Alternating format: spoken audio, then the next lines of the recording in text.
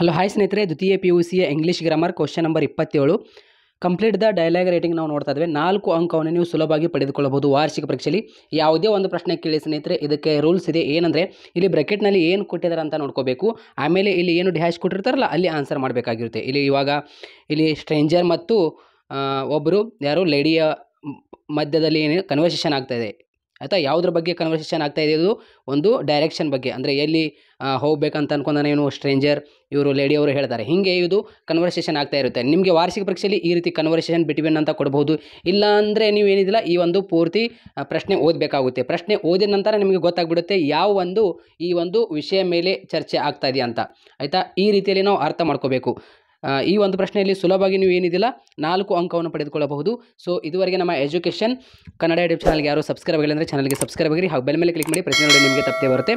ನಿಮಗೆ ಮೊದಲು 4 ಆಪ್ಷನ್ಸ್ಗಳು ಕೊಡ್ತಿದ್ರು, ಇವಾಗ ಏನಿದಿಲ್ಲ ನಿಮಗೆ 3 ಆಪ್ಷನ್ಸ್ ಕೊಡ್ತಾರೆ. ಇಲ್ಲಿ ನಿಮಗೆ ಬೇರೆ ಬೇರೆ ಪ್ರಶ್ನೆಗಳು ನೋಡೋಣ ಆಯಿತಾ. ಮೊದಲನೇ ಪ್ರಶ್ನೆ ಸಿಂಪಲ್ ಆಗಿ ಅರ್ಥ ಮಾಡ್ಕೊಳ್ಳೋಣ. ಆಮೇಲೆ ನಿಮಗೆ ಇಲ್ಲಿ ಡಿಫ್ರೆಂಟ್ ವೈಸ್ ನಿಮಗೆ 4-5 ಕ್ವಶನ್ ತಿಳಿಸ್ತೀನಿ. ಡೆಫಿನೆಟ್ಲಿ ಆಗಿ ನಿಮಗೆ ಇದು ಗೊತ್ತಾಗ್ಬಿಡುತ್ತೆ. ಆಮೇಲೆ ನೀವು ವಾರ್ಷಿಕ ಪರೀಕ್ಷೆಯಲ್ಲಿ ಆರಾಮಾಗಿ ಬರೀತಾರೆ. ಈ ಒಂದು ಪ್ರಶ್ನೆಯಲ್ಲಿ 4 ಅಂಕವನ್ನು ನೀವು ಸುಲಭವಾಗಿ ಪಡೆದುಕೊಳ್ಳಬಹುದು. ಇಲ್ಲಿ conversation between stranger and A lady ಆಯಿತಾ. ಈ ರೀತಿ ನಮಗೆ ಕನ್ವರ್ಸೇಷನ್ ಆಗ್ತಾ ಇದೆ ಅಂತ ಇಲ್ಲಿ ಕೊಟ್ಬಿಟ್ಟಿದ್ದಾರೆ ಅವರೇ. ಇಲ್ಲಿ ನೋಡಿ, ಸ್ಟ್ರೇಂಜರ್ ಎಕ್ಸ್ಕ್ಯೂಸ್ ಮೀ ಅಂತಾರೆ ಆಯಿತಾ. ಸ್ಟ್ರೇಂಜರ್ ಅವರು ಬಂದ ತಕ್ಷಣ ಎಕ್ಸ್ಕ್ಯೂಸ್ ಮೀ ಅಂತಾರೆ.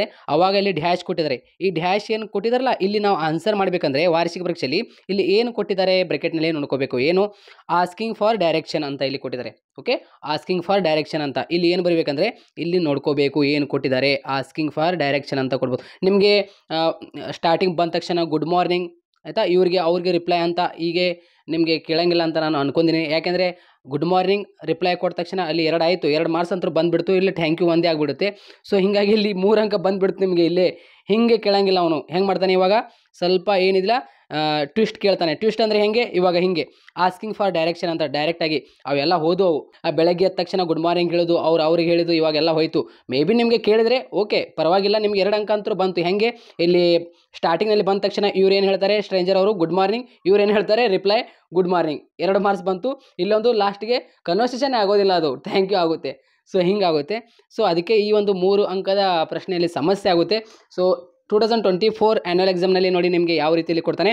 ಡೈರೆಕ್ಟಾಗಿ ಈ ರೀತಿ ಒಂದು ವಿಷಯಕ್ಕೆ ಬಂದುಬಿಡ್ತಾನೆ ಅವನು, ಏನು ಆಸ್ಕಿಂಗ್ ಫಾರ್ ಡೈರೆಕ್ಷನ್ ಅಂತ ಆಯಿತಾ. ಆವಾಗ ನಾವು ಏನಿದಿಲ್ಲ ಅರ್ಥ ಮಾಡ್ಕೋಬೇಕು ಈ ಒಂದು ವಿಷಯವನ್ನು ಒಳಗೊಂಡಿದೆ ಅಂತ. ಆಮೇಲೆ ನಾವು ಆರಾಮಾಗಿ ಆನ್ಸರ್ ಮಾಡ್ಬೋದು. ಯಾವುದೇ ಒಂದು ಪ್ರಶ್ನೆ ಕೇಳಿ ನಮಗೆ. ಇವಾಗ ಇಲ್ಲಿ ನೋಡಿ, ಸ್ಟ್ರೇಂಜರ್ ಎಕ್ಸ್ಕ್ಯೂಸ್ ಮೀ ಅಂತಾನೆ ಬಂದ ತಕ್ಷಣ ಎಕ್ಸ್ಕ್ಯೂಸ್ ಮೀ ಅಂದ ತಕ್ಷಣ ಇಲ್ಲಿ ಆನ್ಸರ್ ಮಾಡಬೇಕಂದ್ರೆ ಇಲ್ಲಿ ಬ್ರಾಕೆಟ್ನಲ್ಲಿ ಏನು ಕೊಟ್ಟಿದ್ದಾರೆ ಅಂತ ನೋಡ್ಕೋಬೇಕು. ಏನು ಕೊಟ್ಟಿದ್ದಾರೆ ಇಲ್ಲಿ ಇವಾಗ ಆಸ್ಕಿಂಗ್ ಫಾರ್ ಡೈರೆಕ್ಷನ್. ಸ್ನೇಹಿತರೆ, ಕೆಲವೊಂದು ವಿದ್ಯಾರ್ಥಿಗಳು ಏನು ಮಾಡ್ತಾರೆ ಅಂದರೆ ಈ ಎಲ್ಲ ಪ್ರಶ್ನೆ ಬರೀತಾರೆ, ಇದು ಬರೆಯೋಂಗಿಲ್ಲ. ಓನ್ಲಿ ಏನಿದಿಲ್ಲ ಸ್ಟ್ರೇಂಜರ್ ಇವೆಲ್ಲ ಏನಿದಿಲ್ಲ ಇದೇ ರೀತಿ ಹಾಕಿ ಬರೀಬೇಕಾಗುತ್ತೆ. ನೀವು ಆನ್ಸರ್ ಏನಿದಿಲ್ಲ ಇದೇ ರೀತಿ ಹಾಕಿ ಬರೀಬೇಕಾಗುತ್ತೆ. ಅಂದಾಗ ನಿಮಗೆ ಏನಿದಿಲ್ಲ 4ಕ್ಕೆ 4 ಮಾರ್ಕ್ಸ್ ಕೊಡ್ತಾರೆ. ಇಲ್ಲಿ ಖಾಲಿ ಕೊಟ್ಟಿದ್ದು ಓನ್ಲಿ ನೀವು ಖಾಲಿ ಕೊಟ್ಟಿದ್ದು 3 ಬರೆದು ಬಂದರೆ ಮಾರ್ಕ್ಸ್ ಕೊಡೋಂಗಿಲ್ಲ, ಸಂಪೂರ್ಣವಾಗಿ ಬರೀಬೇಕಿದು.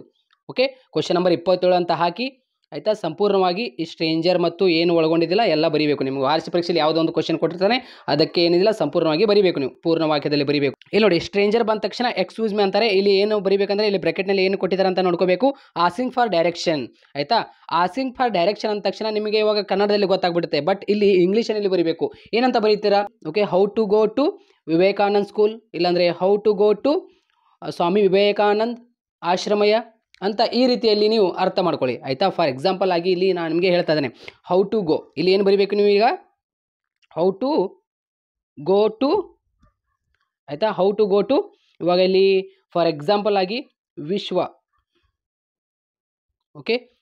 ಕಾಲೇಜ್ ಎಕ್ಸಾಂಪಲ್ ಆಗಿ ಹೇಳಿದಿನ ವಿಶ್ವ ಕಾಲೇಜ್. ಇಲ್ಲಿ ಲೇಡಿ ಏನು ಹೇಳ್ತಾರೆ, ಓಕೆ ಗಿವಿಂಗ್ ಡೈರೆಕ್ಷನ್. ಇವರು ಕೇಳಿದರು ಇವಾಗ ಏನಂತ, ಹೌ ಟು ಗೋ ಟು ವಿಶ್ವ ಕಾಲೇಜ್ ಅಂತ ಇವರು ಕೇಳಿದ್ದಾರೆ.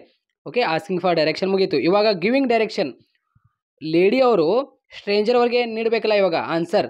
ಓಕೆ, ಇವರು ಕೇಳಿದರು ಯಾರಿಗೆ, ಲೇಡಿ ಅವರಿಗೆ ಕೇಳಿದರು. ಇವಾಗ ಇವ್ರಿಗೆ ಆನ್ಸರ್ ನೀಡಬೇಕು. ಏನಂತ, okay go to state and turn right at the signal ಅಂತ ಈ ರೀತಿ ಬರೀರಿ. ಇಂಗ್ಲೀಷಿನಲ್ಲಿ ಬರೀಬೇಕು. ಏನಂತ ಬರೀಬೇಕು, go state and turn right at the signal ಅಂತ ಈ ರೀತಿ ಬರೀರಿ. ಅವಾಗ ಸ್ಟ್ರೇಂಜರ್ ಅವರು ಇಲ್ಲಿ ಎಕ್ಸ್ಪ್ರೆಸಿಂಗ್ ಗ್ರ್ಯಾಟಿಟ್ಯೂಡ್ ಏನು ಕೊಟ್ಟಿದ್ದಾರಲ್ಲ ಇದು ಫಿಕ್ಸ್ 1 ಮಾರ್ಕ್ಸ್. ನೋಡಿ, ನೀವು 2 ಬರೀಲಿಲ್ಲ ಅಂದರೂ ಕೂಡ ಇದು ಮಾರ್ಕ್ಸ್ ಕೊಡ್ತಾರೆ. ಯಾಕೆಂದರೆ ಎಕ್ಸ್ಪ್ರೆಸಿಂಗ್ ಗ್ರ್ಯಾಟಿಟ್ಯೂಡ್ ಏನಿದಿಲ್ಲ ಇಲ್ಲಿ ಥ್ಯಾಂಕ್ ಯು ಅಂತ ಅಷ್ಟೇ ಬರೀಬೇಕಾಗಿರುತ್ತೆ. Thank you. Okay, thank you ಅಂತ ಬರೆದರೆ ಇಲ್ಲಿ ನಿಮಗೆ 1 ಮಾರ್ಕ್ಸ್ ಬರುತ್ತೆ ಆಯಿತಾ. ಇಲ್ಲಿ ಏನು ಬರೀಬೇಕು, go to state. Okay, go to straight and ಇಲ್ಲಿ turn right at the signal ಅಂತ ಬರೀರಿ ಇಲ್ಲಿ. ಈ ರೀತಿಯಲ್ಲಿ ಏನಿದಿಲ್ಲ ನೀವು ಡೈಲಾಗ್ ರೈಟಿಂಗ್ ಬರೀಬೇಕಾಗಿರುತ್ತೆ. ಇಲ್ಲಿ ಇನ್ನೊಂದು ಪ್ರಶ್ನೆ ನೋಡೋಣ ಇವಾಗ. ಇಲ್ಲಿ ನೆಕ್ಸ್ಟ್ ಕ್ವಶನ್ ನೋಡಿ, ರೇಖಾ ಮತ್ತು ಪ್ರೇಮ ಅವರು ನ್ಯೂ ನೇಬರ್ ಅದಾರೆ, ದೇ ಮೀಟ್ ಆ್ಯಂಡ್ ಇಂಟ್ರೊಡ್ಯೂಸ್ ಅಂತ ಇಲ್ಲಿ ಕೊಟ್ಟಿದ್ದಾರೆ ನಮಗೆ. ಆಯಿತಾ, ಇಲ್ಲಿ ರೇಖಾ ಅವ್ರದ್ದು ಏನು ಗ್ರೇಟಿಂಗ್ ಅಂತ ಕೊಟ್ಟಿದ್ದಾರೆ ಬ್ರೆಕೆಟ್ನಲ್ಲಿ. ಅಂದರೆ ರೇಖಾ ಅವರು ಬಂದ ತಕ್ಷಣ ಗ್ರೇಟಿಂಗ್ ಏನಂತ ಬರೀಬೇಕು ಇಲ್ಲಿ ಬ್ರೆಕೆಟ್ನಲ್ಲಿ, ಗುಡ್ ಮಾರ್ನಿಂಗ್ ಅಂತ ಬರೀಬೇಕು. Good morning, May I come in ಅಂತ ರೇಖಾ ಅವರು ಕೇಳ್ತಾರೆ. ಅಂದರೆ ಮುಂಜಾನೆಯ ಶುಭೋದಯ, ನಾನು ಬರಬಹುದಾ ಅಂತ ಕೇಳ್ತಾರೆ. ಇಲ್ಲಿ ನೋಡಿ ನಿಮಗೆ ಎಕ್ಸ್ಪ್ರೆಸಿಂಗ್ ಗ್ರ್ಯಾಟಿಟ್ಯೂಡ್ ಮತ್ತು ಗುಡ್ ಮಾರ್ನಿಂಗ್ ಅಂತ ಕೇಳಿದರೆ ಇಲ್ಲಿ 2 ಅಂಕ ಬಂತು. ಮಿಡಲ್ ಏನಿದೆಯಲ್ಲ, ಈ ಮಿಡಲ್ನಲ್ಲಿ ನಿಮಗೆ ಬರೆಯೋಕ್ಕೆ ಕಷ್ಟ ಆಗ್ತಿರಬಹುದು, ಯಾಕೆಂದರೆ ಇದು ಈಜಿ ಆಗಿರುತ್ತೆ, ನೀವು ಅರ್ಥ ಮಾಡ್ಕೋಬೇಕು. ಆಯಿತಾ, ಭಾಳ ಈಜಿ ಇದೆ. ಇವಾಗ ಇಲ್ಲಿ ರೇಖಾ ಅವ್ರದ್ದು ಗ್ರೇಟಿಂಗ್ ಅಂತ ಕೊಟ್ಟಿದ್ದಾರೆ, ಇಲ್ಲಿ good morning, May I come in ಅಂತ. ಆಯಿತಾ, ಅದೇ ರೀತಿ ಪ್ರೇಮಾ ಅವರು ಅಲ್ಲಿ ಡ್ಯಾಶ್ ಕೊಟ್ಟಿದ್ದಾರೆ ಪ್ರೇಮಾ ಅವ್ರದ್ದು. ಆಯಿತಾ, ಇಲ್ಲಿ ಗ್ರೇಟಿಂಗ್, ಗುಡ್ ಮಾರ್ನಿಂಗ್ ಅಂತ, ಮೇ ಐ ಕಮ್ ಇನ್ ಅಂತ ಪೂರ್ಣ ವಾಕ್ಯದಲ್ಲಿ ಬರೀರಿ ಉತ್ತರ ಪತ್ರಿಕೆಯಲ್ಲಿ. ಬರೆದ ನಂತರ ಪ್ರೇಮಾ ಅವ್ರದ್ದು ಏನು ಕೊಟ್ಟಿದ್ದಾರೆ, response to greeting and gives permission ಅಂತ ಇಲ್ಲಿ ಕೊಟ್ಟಿದ್ದಾರೆ. ಓಕೆ, ರೆಸ್ಪಾನ್ಸ್ ಟು ಗ್ರೇಟಿಂಗ್ ಅಂತ ಕೊಟ್ಟಿದ್ದಾರೆ, ಗಿವ್ಸ್ ಪರ್ಮಿಷನ್. ಅವಾಗ ಪ್ರೇಮಾ ಅವ್ರದ್ದು ಏನಿದಿಲ್ಲ, ಅವಾಗ ಏನು ಆನ್ಸರ್ ಇರಬೇಕಂದ್ರೆ, ಇವಾಗ ರೇಖಾ ಅವರು ಕೇಳಿದ್ದಾರೆ, ಇವರು ಆನ್ಸರ್ ಕೊಡಬೇಕಲ್ಲ. Yes surely do come in ಅಂತ ಬರೀರಿ. Okay, yes surely do come in ಅಂತ ಬರೀರಿ. Yes surely do come in ಆದ ನಂತರ ಏನಿದಿಲ್ಲ, ಇಲ್ಲಿ ಇಂಟ್ರೊಡ್ಯೂಸ್ ಹರ್ ಸೆಲ್ಫ್ ಅಂತ ಕೊಟ್ಟಿದ್ದಾರೆ ರೇಖಾ ಅವರದು ಕೆಳಗಡೆ ಬ್ರೆಕೆಟ್ನಲ್ಲಿ. ಅವಾಗ ನೀವೇನು ಬರೀಬೇಕು, I am Rekha, okay, your next door neighbour ಅಂತ ಇಲ್ಲಿ ಬರೆದರೆ ನಿಮಗೆ 3 ಮಾರ್ಕ್ಸ್ ಸಿಗುತ್ತೆ ಇಲ್ಲಿ. ಆಯಿತಾ, ಇಷ್ಟೇ. ಬೇರೆ ಪ್ರಶ್ನೆ ನೋಡೋಣ ಬನ್ನಿ. ಬ್ರೆಕೆಟ್ನಲ್ಲಿ ಏನು ಕೊಟ್ಟಿದ್ದಾನಂತ ನೋಡ್ಕೋಬೇಕು. ಬ್ರೆಕೆಟ್ನಲ್ಲಿ ಕೊಟ್ಟಿರುವಂತಹ ಇಂಪಾರ್ಟೆಂಟ್ ಆಗಿರುತ್ತೆ. ಓಕೆ, ಆ್ಯಟ್ ಆ್ಯನ್ ಇಂಟರ್ವ್ಯೂ ಅಂತ ಇದೆ ಇಲ್ಲಿ. ಇವಾಗ ಸಂದರ್ಶನ ಮೇಲೆ ಇಲ್ಲಿ ಡ್ಯಾಶ್ ಕೊಟ್ಟಿದ್ದಾರೆ, ಏನಂತ ಬರೀಬೇಕು, asking permission to enter the chamber ಅಂತ ಇದೆ ಇಲ್ಲಿ, may I come in sir ಅಂತ ಬರೀಬೇಕು. ಅವಾಗ ಆಫೀಸರ್ ಏನು ಹೇಳ್ತಾನೆ, yes come in and please be seated ಅಂತ ಹೇಳ್ತಾನೆ. ಅವಾಗ ಕ್ಯಾಂಡಿಡೇಟ್ ಏನು ಹೇಳ್ತಾನೆ, thank you sir, good morning ಅಂತ. ಅವಾಗ ಗುಡ್ ಮಾರ್ನಿಂಗ್ ಅಂದ ತಕ್ಷಣ ಆಫೀಸರ್ ರಿಪ್ಲೈ ಕೊಡಬೇಕಲ್ಲ, ಅವರೇ ಕೊಟ್ಬಿಟ್ಟಿದ್ದಾರೆ ಗುಡ್ ಮಾರ್ನಿಂಗ್ ಅಂತ. ಇಲ್ಲಿ ಡ್ಯಾಶ್ ಕೊಟ್ಟಿದಾರಲ್ಲ, inquiring about his qualification. Okay, what is your qualification ಅಂತ ಬರೀರಿ. Okay, what is your qualification, ನಿಮ್ಮ ಅರ್ಹತೆ ಎಷ್ಟಾಗಿದೆ ಅಂತ. ಆಫೀಸರ್ ಕೇಳ್ತಾನೆ ನಿಮ್ಮ ಅರ್ಹತೆ ಎಷ್ಟಾಗಿದೆ ಅಂತ. ಕನ್ನಡದಲ್ಲಿ ಬರೆಯುವಂಥ ಇಲ್ಲ ಇಲ್ಲಿ, ನೀವು ಇಂಗ್ಲೀಷ್ನಲ್ಲಿ ಬರೀಬೇಕು ಅಷ್ಟೇ. ಕ್ಯಾಂಡಿಡೇಟ್ ಹೇಳ್ತಾನೆ ಅವಾಗ, I have completed and MBBA in marketing with 2 years of experience ಅಂತ ಬರೀರಿ. ಅವಾಗ ಆಫೀಸರ್ ಏನು ಹೇಳ್ತಾನೆ, ಅಪಾಯಿಂಟೆಡ್ ಅಂತ ಹೇಳ್ತಾನೆ ಅವನು. ಅವಾಗ ಕ್ಯಾಂಡಿಡೇಟ್ ಎಕ್ಸ್ಪ್ರೆಸಿಂಗ್ ಗ್ರ್ಯಾಟಿಟ್ಯೂಡ್ ಅಂತ ಇದೆ. ಓಕೆ, ಕೊನೆಯಲ್ಲಿ ನಿಮಗೆ 1 ಮಾರ್ಕ್ಸ್ ಬರೋದು ಖಚಿತ ಕೊನೆಯಲ್ಲಿ. ಆಯಿತಾ, ಗ್ರ್ಯಾಟಿಟ್ಯೂಡ್ ಅಂದ ತಕ್ಷಣ ಅಲ್ಲಿ ಕೊನೆಯಲ್ಲಿ ನೀವು ಗ್ರ್ಯಾಟಿಟ್ಯೂಡ್ ಅಂದ ತಕ್ಷಣ ಏನಿದೆಯಲ್ಲ ಥ್ಯಾಂಕ್ ಯೂನೇ ಬರೀರಿ.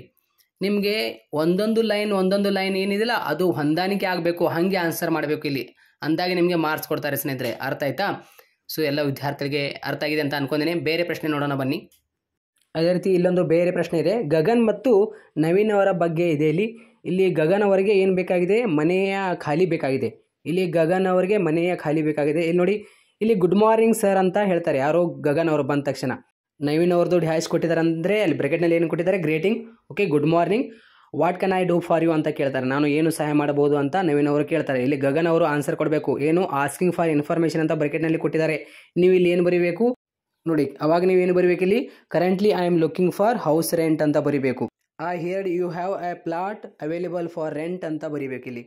ಆಯಿತಾ, ನಿಮ್ಮ ಕಡೆ ಖಾಲಿ ಇದೆ ಅಂತ ನಾನು ಕೇಳ್ಪಟ್ಟೆ ಅಂತ ಇಂಗ್ಲೀಷ್ನಲ್ಲಿ ಬರೀಬೇಕು ಅಷ್ಟೇ, ಮತ್ತೇನಿಲ್ಲ ಇಲ್ಲಿ. ಆ ಬರೆದ ನಂತರ ಅವಾಗ ನವೀನ್ ಏನು ಹೇಳ್ತಾನೆ, ಹಾಂ yes the flat is still vacant, ಅಂದರೆ ಹಾಂ ಇದೇ ಪ್ಲಾಟ್ ಖಾಲಿ ಇದೆ ಅಂತ ಹೇಳ್ತಾನೆ ಅವನು ನವೀನ್. ಅವಾಗ Gagan what is the rent ಅಂತ ಕೇಳ್ತಾನೆ. ಇಲ್ಲಿ ನವೀನ್ ದ ರೆಂಟ್ ಅಂತ ಕೊಟ್ಟಿದ್ದಾನೆ, ಬ್ರೆಕೆಟ್ನಲ್ಲಿ ಏನು ಕೊಟ್ಟಿದ್ದಾನೆ, giving information. Deposit is 10,000 and 5K is per month ಅಂತ ಇಲ್ಲಿ ಬರೀರಿ. ಇಷ್ಟೇ, ಈ ರೀತಿಯಲ್ಲಿ ಬರೀಬೇಕಾಗುತ್ತೆ. ಬ್ರೆಕೆಟ್ನಲ್ಲಿ ಏನೇನು ಕೊಟ್ಟಿದ್ದಾರೆ ಅಂತ ನೋಡ್ಕೋಬೇಕು. ಇಲ್ಲಿ ಎಕ್ಸ್ಪ್ರೆಸಿಂಗ್ ಗ್ರ್ಯಾಟಿಟ್ಯೂಡು ಮತ್ತು ಅಲ್ಲಿ ಗ್ರೇಟಿಂಗ್ ಅಂತ, ಗುಡ್ ಮಾರ್ನಿಂಗ್ ಗ್ರೇಟಿಂಗ್ ಏನು ಕೊಡ್ತಿರಲ್ಲ ಅಲ್ಲಿ 1 ಮಾರ್ಕ್ಸ್ ಬಂತು. ಇಲ್ಲಿ ಕೊನೆಯಲ್ಲಿ ಥ್ಯಾಂಕ್ ಯು ಅಂತ ಇಲ್ಲೊಂದು ಮಾರ್ಕ್ಸ್ ಬಂತು. 2 ಮಾರ್ಕ್ಸ್ ಅಂತರೂ ಈಸಿಲಿ ಬರುತ್ತೆ. ಇಲ್ಲಿ ನಿಮಗೆ 3 ಮಾರ್ಕ್ಸ್ ಬರಬೇಕಲ್ಲ. ಆ ನಡುವೆ ಏನು ಕೊಟ್ಟಿರ್ತಾನೆ ನೋಡ್ಕೋಬೇಕು. ನಿಮ್ಮ ವಾರ್ಷಿಕ ಪರೀಕ್ಷೆಯ ಪ್ರಶ್ನೆ ಪತ್ರಿಕೆಯಲ್ಲಿ ನಡುವೆ ಏನು ಕೊಟ್ಟಿರ್ತಾನೆ ಅಂತ ನೋಡ್ಕೊಳ್ಳಿ. ಆಯಿತಾ, ಅಂದರೆ ಸಂಪೂರ್ಣ ಪ್ರಶ್ನೆ ಅರ್ಥ ಮಾಡ್ಕೊಳ್ಳಿ. ಅದಕ್ಕೆ ಒಂದೊಂದು ಲೈನ್ ಏನಿದೆಯಲ್ಲ ಹೊಂದುವಂತೆ ಆನ್ಸರ್ ಮಾಡಿರಿ ಅಷ್ಟೇ, ಮತ್ತೇನಿಲ್ಲ. ಈ ರೀತಿ ಆನ್ಸರ್ ಮಾಡೋದ್ರಿಂದ ನಿಮಗೆ ಮಾರ್ಕ್ಸ್ಗಳು ಖಂಡಿತವಾಗಿ ಕೊಡ್ತಾರೆ. ಇಲ್ಲಿ ಬೇರೆ ಪ್ರಶ್ನೆ ಪತ್ರಿಕೆ ನೋಡೋಣ ಬನ್ನಿ. ಇಲ್ಲಿ ಒಂದು ಇದೆ, ಕನ್ವರ್ಸೇಷನ್ ಬಿಟ್ವೀನ್ ಪ್ರಿನ್ಸಿಪಲ್ ಮತ್ತು ಸ್ಟೂಡೆಂಟ್ ಆಗ್ತಾ ಇದೆ. ಇಲ್ಲಿ ಮಾತಾಡ್ತಾ ಇದ್ದಾರೆ ಎದರ ಬಗ್ಗೆ, ಅಡ್ಮಿಷನ್, ಫಸ್ಟ್ PUC ಅಡ್ಮಿಷನ್ ಬಗ್ಗೆ. ಅಂದರೆ ಸ್ಟೂಡೆಂಟ್ ಏನು ಹೇಳ್ತಾನೆ, ಗುಡ್ ಮಾರ್ನಿಂಗ್ ಸರ್ ಅಂತ ಹೇಳ್ತಾನೆ. ಯಾಕೆಂದರೆ ಇಲ್ಲಿ ಸೆಲ್ಫ್ ಇಂಟ್ರೊಡಕ್ಷನ್ ಇದೆ, ಐ ಆಮ್ ವಿಕಾಸ್ ಅಂತ ಇಲ್ಲಿ ಬರೀರಿ. ಆಯಿತಾ. I am Vikas, good morning sir, I am Vikas ಅಂತ. ಅದೇ ರೀತಿಯಲ್ಲಿ ಪ್ರಿನ್ಸಿಪಲ್ಸ್ ಏನು ಹೇಳ್ತಾನೆ, ಎಸ್ ವೆರಿ ಗುಡ್ ಮಾರ್ನಿಂಗ್, ಯಾಕೆಂದರೆ ಇಲ್ಲಿ ಗ್ರೇಟಿಂಗ್ ಅಂತ ಕೊಟ್ಟಿದ್ದಾರೆ. ವಾಟ್ ಡೂ ಯು ವಾಂಟ್ ಅಂತ ಪ್ರಿನ್ಸಿಪಲ್ ಕೇಳ್ತಾನೆ, ಅಂದರೆ ಏನು ಮಾಡಬಹುದು ನಾನು ಅಂತ. ಅವಾಗ ಪ್ರಿನ್ಸಿಪಲ್ ಏನಿದಿಲ್ಲ ಗುಡ್ ಮಾರ್ನಿಂಗ್ ಅಂದ ತಕ್ಷಣ, ವೆರಿ ಗುಡ್ ಮಾರ್ನಿಂಗ್ ಅಂದ ತಕ್ಷಣ what do you want, okay ನಾನು ಏನು ಮಾಡಬಹುದು ಅಂತ. ಅವಾಗ ಸ್ಟೂಡೆಂಟ್ ಏನು ಹೇಳ್ತಾನೆ, I have passed SSLC in first class, I am seeking admission for first PUC in this college ಅಂತ ಕೇಳ್ತಾನೆ ಅವನು, ಆಯಿತಾ. ಅವಾಗ when shall I come sir ಅಂತ ಕೇಳ್ತಾನೆ, ಮತ್ತೆ ಯಾವಾಗ ಪ್ರಾರಂಭ ಆಗುತ್ತೆ ಪ್ರಥಮ PUC ಅಡ್ಮಿಷನ್, ನಾನು ಯಾವಾಗ ಬರಲಿ ಅಂತ ಕೇಳ್ತಾನೆ ಅವನು. ಪ್ರಿನ್ಸಿಪಲ್ ಏನು ಹೇಳ್ತಾರೆ ಅಂದರೆ, submit your application form to the clerk over there along with necessary documents ಅಂತ ಇಷ್ಟು ಹೇಳ್ತಾರೆ ಅವರು ಪ್ರಿನ್ಸಿಪಲ್. ಅವಾಗ student okay sir, expressing gratitude ಇದೆ ಕೊನೆಯಲ್ಲಿ, ಥ್ಯಾಂಕ್ ಯು ಸರ್ ಅಂತ ಬರೀರಿ. ಓಕೆ ಸರ್ ಥ್ಯಾಂಕ್ ಯು ಅಂತ ಬರೆದರೆ ನಿಮಗೆ 3 ಅಂಕ ಕೊಡ್ತಾರೆ. ವಾರ್ಷಿಕ ಪರೀಕ್ಷೆಯಲ್ಲಿ ಪ್ರಶ್ನೆ ಪತ್ರಿಕೆಯಲ್ಲಿ ಯಾವ ಕ್ವಶನ್ ಕೊಟ್ಟಿರ್ತಾರೆ ಸರಿಯಾಗಿ ಓದ್ಕೊಳ್ಳಿ. ಸೊ ಎಲ್ಲ ವಿದ್ಯಾರ್ಥಿಗಳಿಗೆ ಶೇರ್ ಮಾಡಿ. Thank you.